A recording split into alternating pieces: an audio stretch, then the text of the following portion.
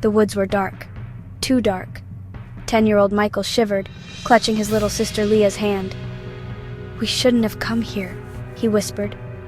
Leah, her eyes wide with fear, nodded silently. They had been playing in the park, their laughter echoing through the warm afternoon. Then, daring each other to go further, they strayed into the woods bordering the park's edge.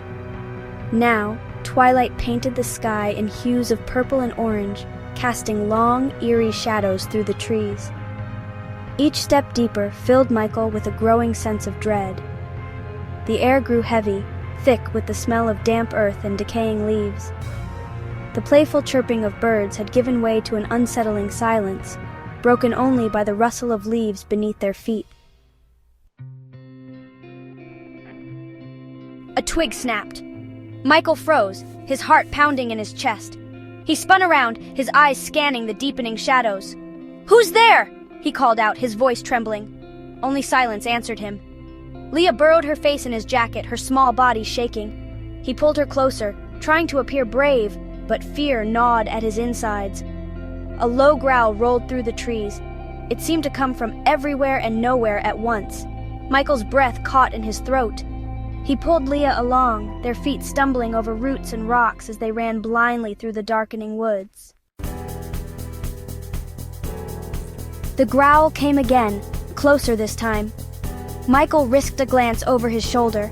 A hulking shape moved amongst the trees, its eyes glowing an eerie green in the fading light. It was massive, covered in matted black fur, with claws that scraped against the forest floor. Terror lent speed to their flight. They dodged between trees, their breath coming in ragged gasps.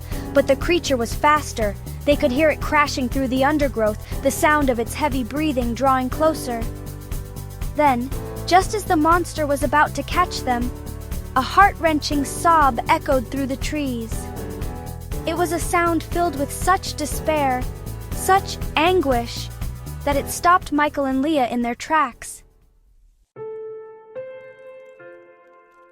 The monster stood a few feet away, its huge frame shaking with sobs.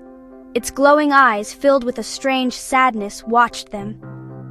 It took a step forward, and another sob racked its body. It seemed the closer it got, the more intense its sorrow became. Taking a chance, Michael cautiously edged forward. "Are you okay?" he asked, his voice barely a whisper.